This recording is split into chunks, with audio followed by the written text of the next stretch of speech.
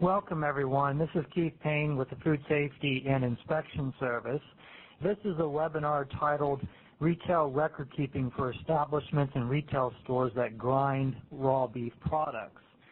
In shortened form, we refer to this as the Retail Grinding Log Rule. And this afternoon's webinar is targeted to members of the Association of Food and Drug Officials and the National Association of County and City Health Officials. And we welcome all members of AFTO and NACCHO on this webinar this afternoon. Before we turn over remarks to Stephen Mandernach, who's the president of AFTO, and Dr. Oscar Allen with NACCHO, our subject matter experts lined up this afternoon are Curtis Eilers, who will give a policy overview of the final rule, and Sarah Bowker with the Office of Investigation, Enforcement, and Audit.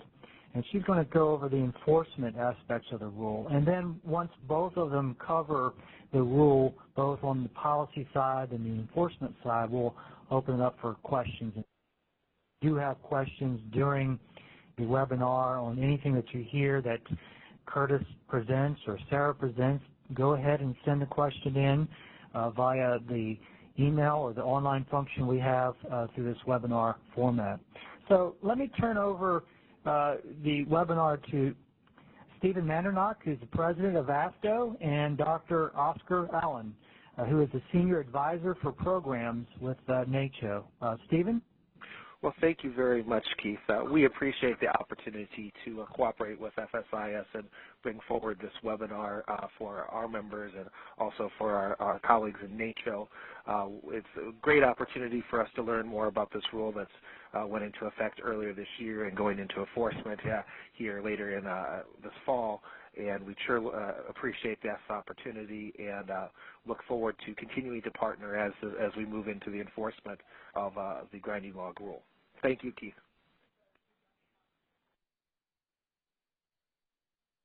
And good afternoon, everyone, depending on your time zone. My name is Dr. Oscar Allen, Senior Advisor here at NACCHO, covering a host of portfolios, one of which includes the environmental health perspective. NACCHO, as those who may or may not know, represents the 2,800 health departments across the country, all engaged in activities as we tend to define them as the Central Public Health Services, which at the base level of description, understanding that these are the folks at the ground level who are addressing our basic needs such as food, water, air, and shelter. So it is with great pleasure that we have the opportunity to work with you in the dissemination and explanation of this particular rule as it may impact, will impact many of the services and the interaction that occurs at our local level. So once again, thank you for the opportunity for us to be able to share and collaborate. Okay, thank you, Oscar, and thank you, Stephen. And now we're going to move into the policy overview, followed by the enforcement. Curtis Eilers, as I mentioned before, will cover the policy aspect of the final rule. Curtis is a program analyst with the issuances staff of the Office of Policy and Program Development. After he provides the overview of the final rule, then Sarah Bowker will cover the enforcement. Sarah is the Deputy Director of the Compliance and Investigations Division within the Office of Investigation, Enforcement, and Audit. So let me turn this over to Curtis. Hi, everybody. This is Curtis. Thanks for the chance to present the final rule policy provisions today. So my slides will cover four kind of distinct topics. First, we'll talk about the need for the rule and the past efforts to control retail beef grinding record keeping. Then I'll go into the rulemaking process here at FSIS a little bit. And then third, the rule requirements. And finally, some frequently asked questions before we hand it over to Sarah to talk about enforcement.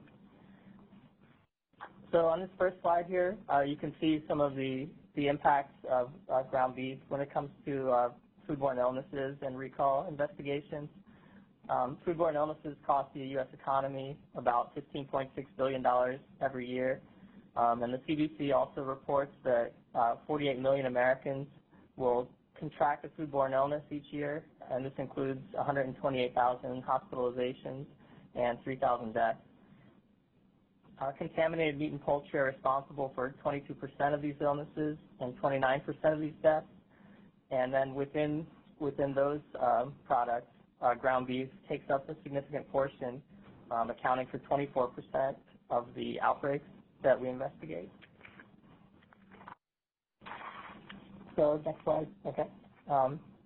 The reason why ground beef takes up such a significant portion of these investigations is that it can be produced from materials from multiple suppliers, so multiple slaughterhouses, and also multiple production lots from those sources.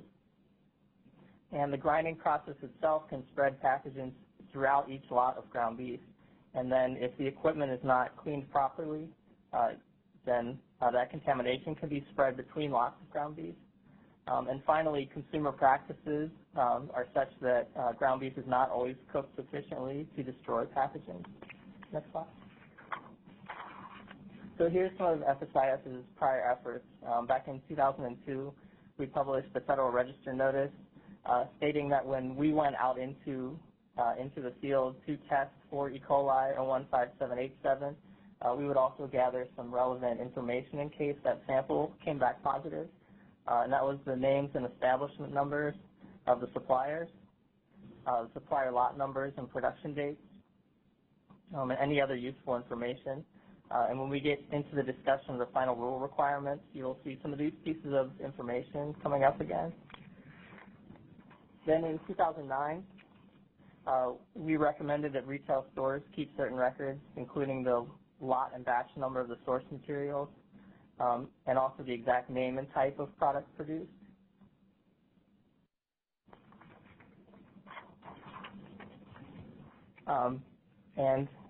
So these efforts turned out not to be sufficient because in the course of recall investigations, we were not able to trace back the product to the source very often. So this rule will help us conduct traceability investigations, which will allow us, first of all, to identify the source of the contamination and also trace forward to identify all the implicated products.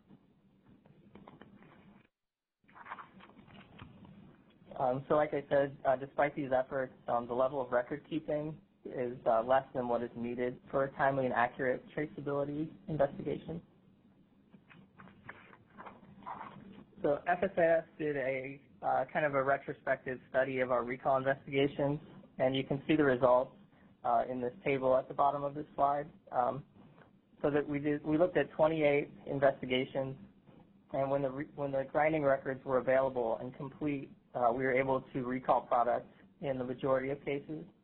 But when the records were not available or were incomplete, you can see that it was very difficult to conduct a recall. It's about 12% when the records were incomplete or not available. And then this slide also stresses the need for cleaning and sanitizing of equipment because that creates a microbiological break between the lots.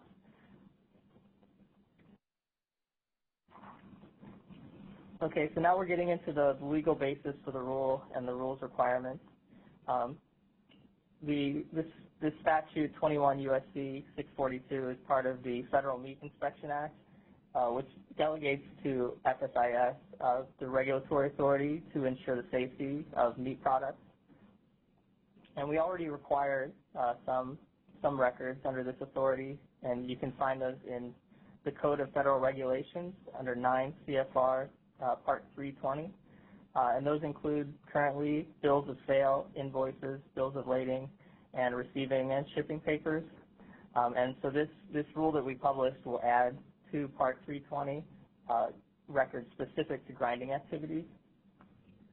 And businesses must also provide access and permit inspection of those records by FSIS personnel.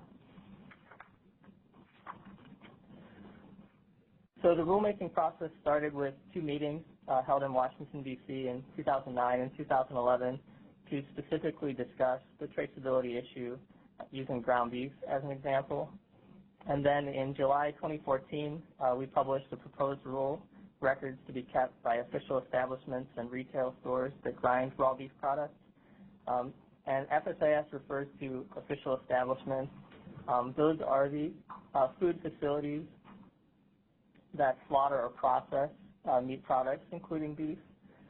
So this rule actually applies to those facilities and also retail stores.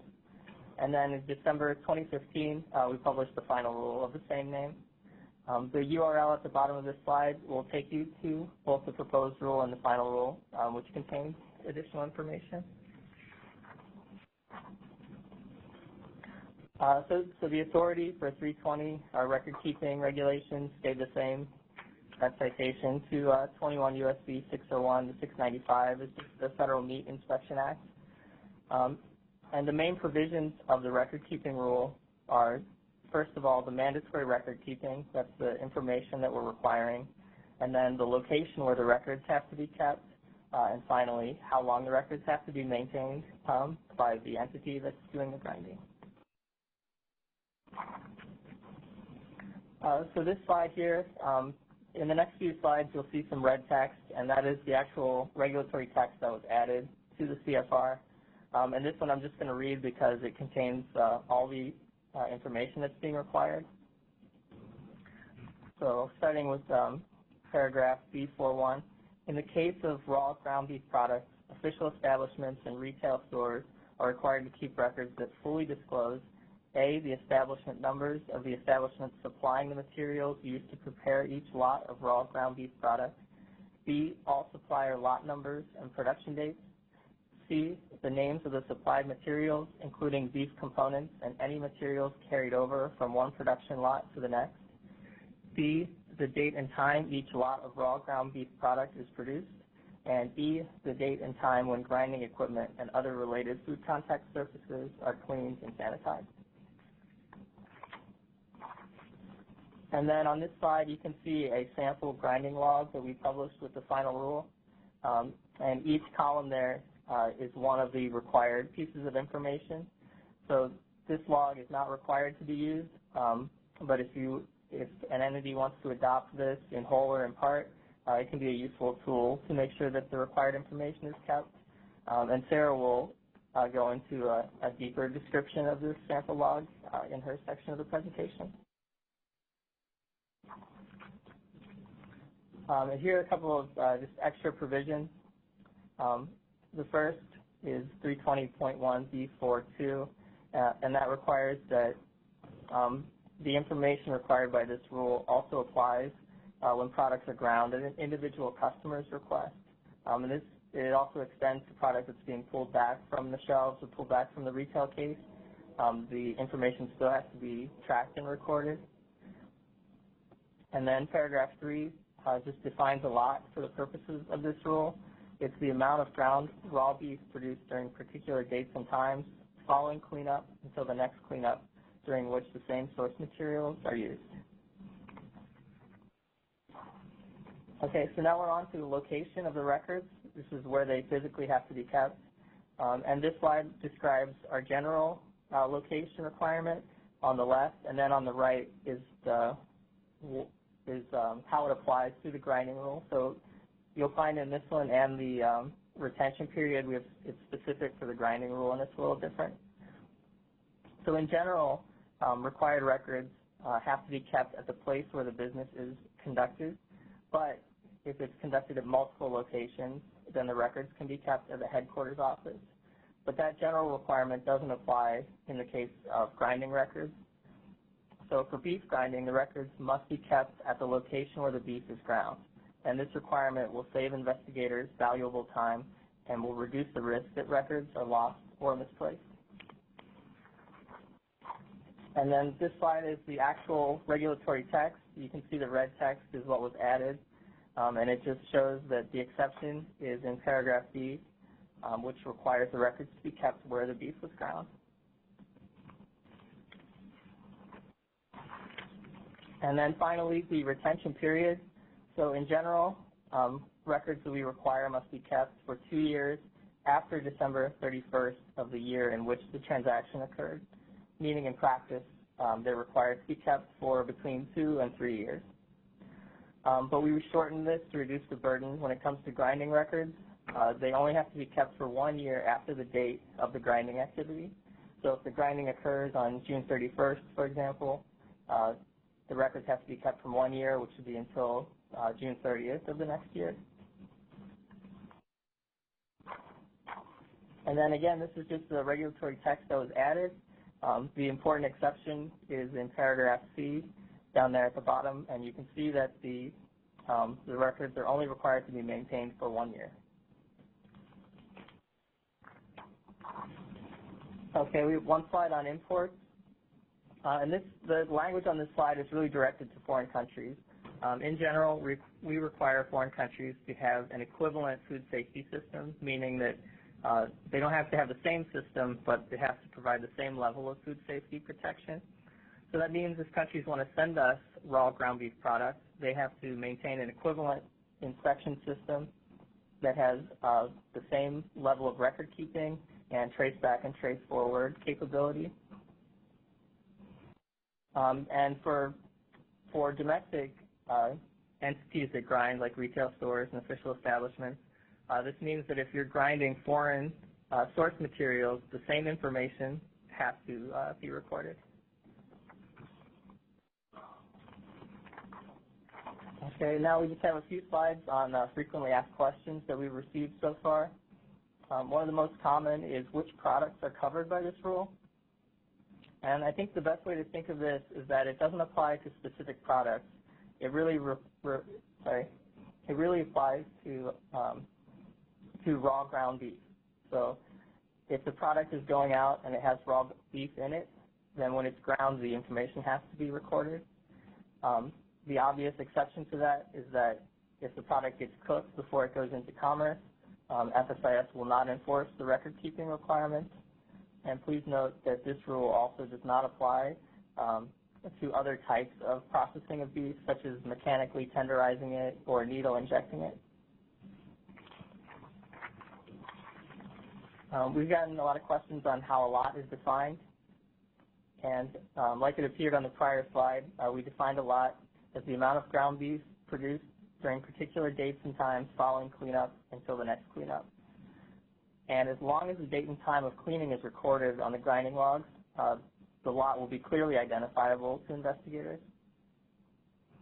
And lots can include raw beef from multiple suppliers and or source materials. I just want to reiterate that this rule only applies to raw beef. It doesn't require that other ingredients have to be recorded. So, for example, if the product contains spices, casings, vegetables, or other types of meat and poultry, those things do not have to be recorded in the same way, although Sarah will emphasize that it's a good idea to record those things because if there is a foodborne illness outbreak that implicates those ingredients, it would be a good idea to have that information. And this rule also doesn't create any requirements for product labels, so there's no additional information that has to appear on labels under this regulation. And then finally, we've gotten questions about where a producer can find the production dates and the supplier lot numbers that have to be recorded. Those should be evident on the boxes of source materials. There should be a long white sticker that includes all the relevant information. But if this information is not apparent, we recommend that the grinder contact the supplier to get the information or to find out where it's located on the boxes. If the information is not available, we recommend recording any other available source material information that may facilitate a swifter traceback, such as barcode numbers, invoice numbers, etc. And with that, I'll hand it over to Sarah Baca from OIA to talk about investigation and enforcement. Thanks, Curtis. Again, I just want to go over a couple questions we've received on previous webinars so you're aware of those. The first question, and Curtis had kind of mentioned that, a question came out, do meatballs or meatloaf, is that included in the rule? And of course, if it's a raw product and you're going to be selling that as a raw meatball or a raw meatloaf, that is then included because it's a raw ground product. So it's very important to remember this is not just for ground beef. It's whatever you may turn that product into. Another question was on veal. Is that part of the grinding log requirement? And the answer to that is yes, that is a beef product. If it's ground and raw, it would be included in the record-keeping rule as well. I did also want to remind you that the rule states only ground beef needs logged in, but as Curtis had mentioned also, if you have, let's say, a meatloaf and it is implicated in a foodborne illness outbreak, my investigators will ask you of all the product that was put into that final product, because that's a very important component of our investigation for the trace back and part of the investigation to determine what the source material of that caused this recall or this illness. So it is important that the grinding log is only requiring you to document your source material for the ground beef. But it is a good idea to be knowledgeable about what other products are being put into that final product as well in case of a recall. So the next slide is where we talk about the rule becomes effective on June 20th, and as Stephen mentioned, it will become enforced by FSIS investigators as well as field operation inspection personnel in the plants beginning on October 1st. And I did want to reiterate that I have 145 investigators nationwide, and those investigators are already in retail stores conducting surveillances. Even though you may not have met them, an investigator, when they do arrive at your store, they will introduce themselves by presenting a badge and a credential that has a photo ID along with it. And please feel free to ask them any questions, concerns you may have. And the investigator, if you still have concerns, will be able to provide you his or her supervisor's phone number. So feel free to call them and just to confirm who they are. But the most important part at this time is investigators will be there to answer any type of questions you have to kind of walk you through the process. And I did want to also mention for the next slide that I'm going to go a little bit more into the grinding log, the example. We are very happy to share this example, and if you would like to use this grinding log example, feel free to. We just ask that you do actually write in your store name and address. But again, feel free to use this example. But I did want to mention also that for your grinding logs, you must keep them at the retail store. Now, when my investigator asks where they're located, it's fine if it's at the main office at the retail store or in the meat department. It just has to be on the premises. And again, that's 1 year record retention. So as Curtis mentioned, that's 1 year after the date of the grind. So if an investigator comes in and asks where your grinding log is, and it's only been 6 months, we expect to be able to see that grinding log. And I did want to kind of go over this example. As Curtis had mentioned, in the final rule, these 5 columns are all in the final rule. And what I'm going to explain is that the source material info is on the box from the supplier. It's very easy to see. It's typically a white label, and on it you'll see, as an example, like it'll say EST 38. That is your establishment number, which is column 4 is where you would put that information. And it might say something like 80/20 coarse ground beef.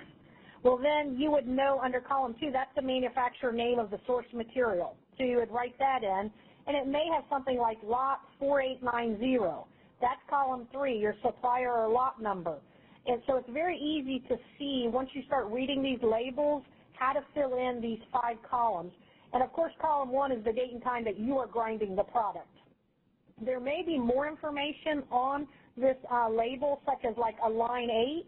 If you want to put that under comments, which is column 6, that's fine. But it's just very important that you at least have the information in the first 5 columns. And many times then, the label will also say like a 1430. That's the time that that federal plant ground the product.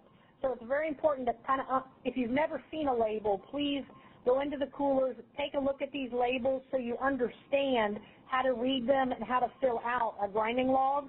And again, when my investigators are at your store, please feel free to ask them questions, and especially show them a box and they'll walk you through how the label is read, and that way you'll better understand how to complete this grinding log.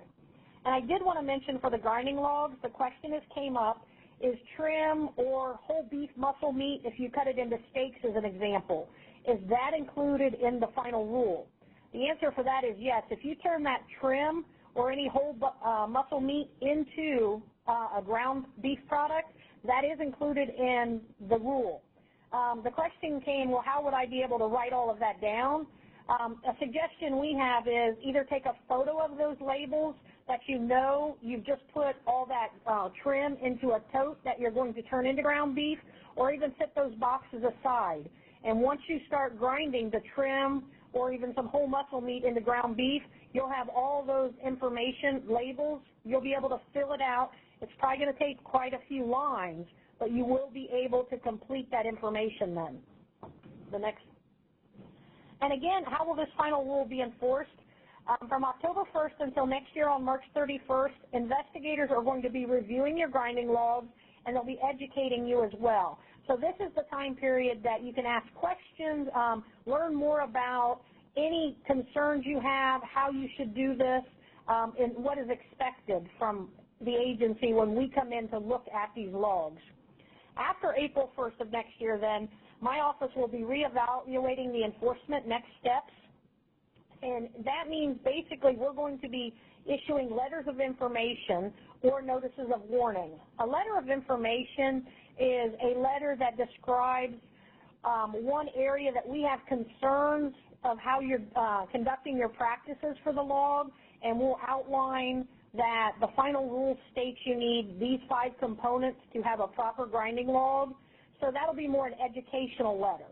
A notice of warning would be issued as an example if you tell my investigator, I'm not keeping grinding logs and I do not intend to keep a grinding log. We will issue you a notice of warning then, which is an enforcement letter that states you're not in compliance with the final rule and that we expect you to voluntarily comply. And an investigator will return to your store to verify compliance. So it's very important to understand the differences in these letters. And again, if you have any questions, the investigators will be more than happy to answer those questions. But I did want to mention again, it's very important to understand a lot is defined as an amount of ground beef that's produced from cleanup to cleanup. And we do understand that you may have multiple sources or suppliers of your source material. It's just very important from cleanup to cleanup to write all of that information down on your grinding log. Next slide. How will the final rule be enforced? Again, I've mentioned a few times, at the retail stores, the compliance investigators will verify compliance with the grinding rule, and we will be following FSIS Directive 8010.1, and Keith will show you a couple different ways to navigate the FSIS website. So if you have concerns or just questions on what investigators will be doing during a surveillance, the directive outlines exactly the protocol and procedures they follow. They'll also will have at the FSIS Office of Field Operations or plant inspectors, they will verify compliance. So that's why I say each box will have the label you need to fill out your grinding log, because we'll have in-plant inspectors verifying that part of the component of the final rule. And then our investigators will be at retail or in-commerce locations verifying that the retail store then is in compliance with their part of the rule. Next slide. And the next slide defines what a recall is, and it's very important to understand that a recall is a firm's removal of distributed meat products from commerce when there's reason to believe that the products are adulterated or misbranded under the Federal Meat Inspection Act. And that's very important because a recall is initiated if an investigator feels there's reason to believe that product is adulterated or misbranded.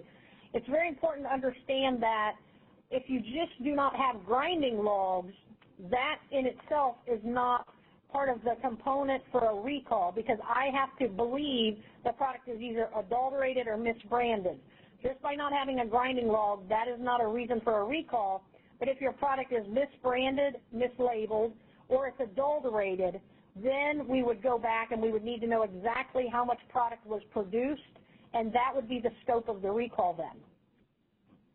The next slide just goes over sanitation guidance for beef grinders. It's a hyperlink that you can enter and go on and read. And the second one is ground beef and food safety. It's another hyperlink. So now I'm going to open it up for questions, and we'll answer all of your questions, and I'll turn it back over to Keith Payne now as well.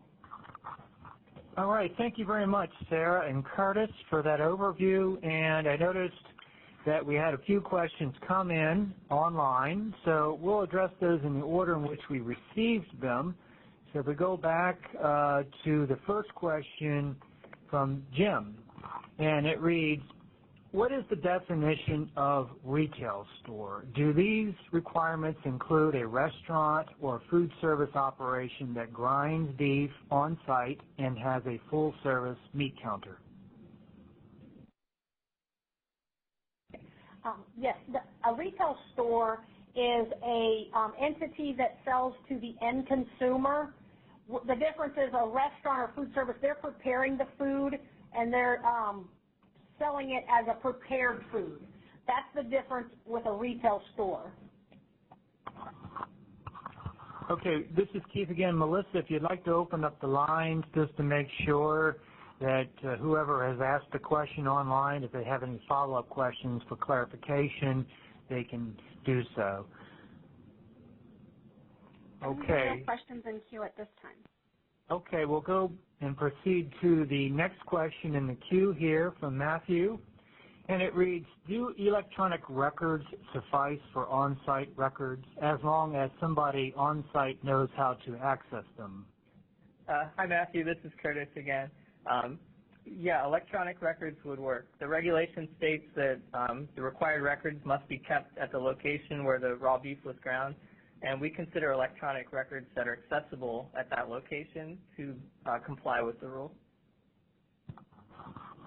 All right, thank you, Curtis. And Jessica, if you have any follow-up question or if you need clarification on the answer, please feel free to ask. All right, we'll go on to the next question here, and it's from Joe. And it reads, showing a label, I'm sorry, did I miss one here? Oh, I'm sorry, this comes from Jessica. Okay, and the question reads, what are, bear with me here as we get the question in line. Here we go. Jessica's question is, what are establishments who use their own trim supposed to put down in manufacturer name/lot numbers?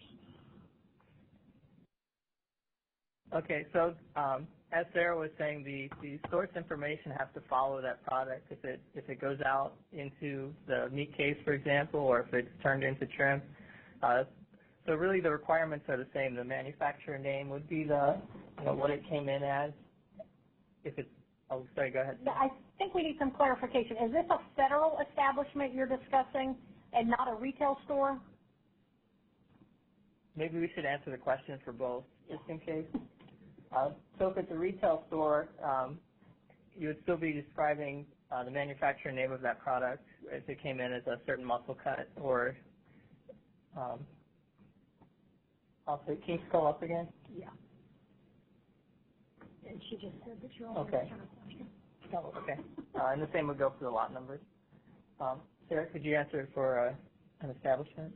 Okay. Now, if this is an establishment and you have trim that you've created from, let's say it's a whole piece of muscle, then the manufacturer's name would still be that whole muscle, and your lot number would be your lot number at the plant.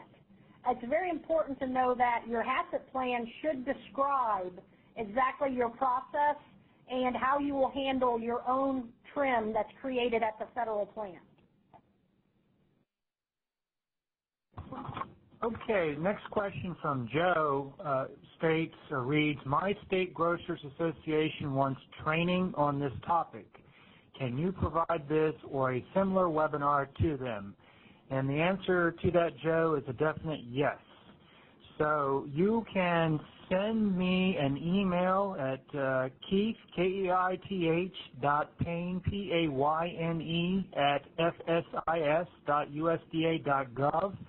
And we might already have your State Grocers Association lined up in queue for the webinar because we're working on trying to cover the entire country and get this information out. So definitely yes, webinar.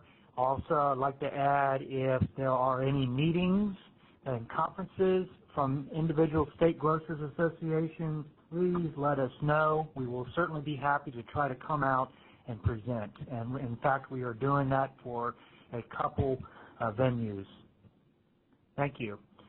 All right, the next question from Matthew reads, is previously ground beef to beef part of the final rule? Some retail stores simply regrind beef that was previously ground. Hi, this is Curtis again.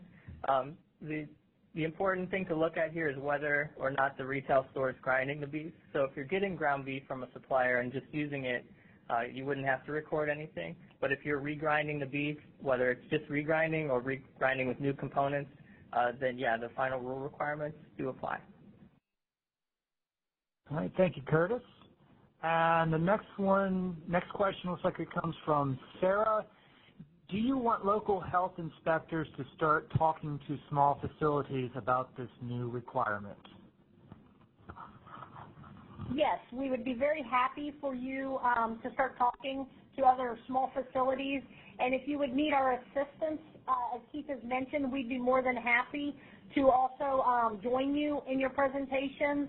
And I know Keith will be sharing this presentation. It'll be a couple days, but we will share the presentation as well. So, yes, we would be very appreciative to get the word further out to all stakeholders that are involved, and this rule makes a difference to them. All right, thank you, Sarah. And our next question comes from Michelle, and the question reads, restaurants also sell raw ground meats to other stores and to consumers. Are they now considered retail stores? This is Sarah. Curtis and I are looking at each other, and this would be on a case-by-case basis. The definition of a restaurant and a retail store are very different. A retail store does any of the basic grinds, the cuts, any of the normal processes. A restaurant typically sells it only as a finished product to a consumer, whether they're in the store or they pick up this food. So there is a difference, and if a restaurant is selling it to another retail store, then it's a raw ground product. My interpretation is it would be part of this grinding log rule. Again, it goes back to what Curtis said, it's how the product is being produced and then sold. If it's a ground product, then yes, and it's raw. All right, thank you, Sarah. And we see a follow-up note from Sarah, the participant. Thank you. I will pass it along to the Western Association of Food and Drug Officials meeting next week, and at the Montana, that's the NLHA affiliate conference. And just for everyone's benefit, Curtis Eilers will be in Anaheim next week at the Western Association of Food and Drug Officials to present on this very topic. So if you have any questions, comments, you can also connect with Curtis there at the meeting if you're going to be there in Anaheim. I'm sorry, the way I'm looking at this, I said Montana NLHA, that's Montana, actually National Environmental Health Association. The E looked like an L to me there. My apologies. And I will say that we do have an investigator in the state of Montana, so if you're interested in someone locally coming out, just let us know as well, and we'd be happy to oblige that request.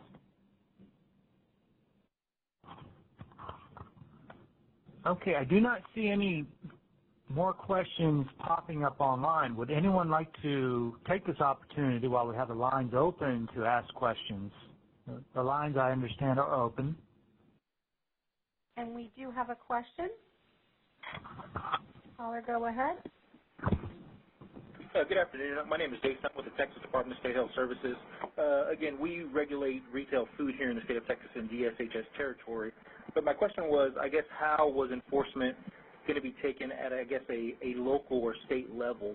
Are you guys requiring any kind of enforcement from us at the state or local level, or is this all going to be done by FSIS? Yes, as of October 1st, investigators will be at retail stores. We already conduct about 550 surveillances at retail a year.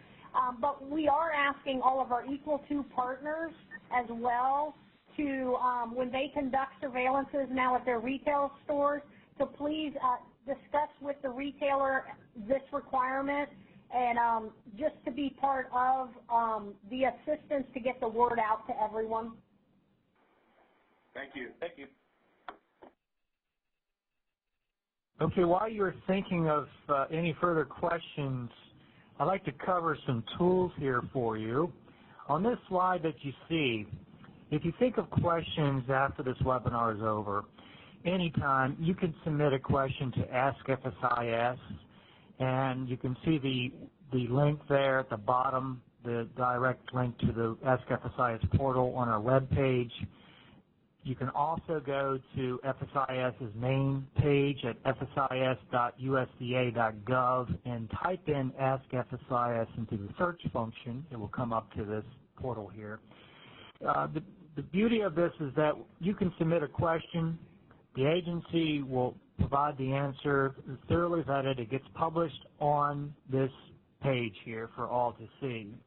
So if your question might very well already be answered and available on this page. So you get the benefit of having your question answered. There's also the benefit of sharing that information with everyone else. Now, this slide here shows you another tool at your disposal. It's the Small Plant Help Desk.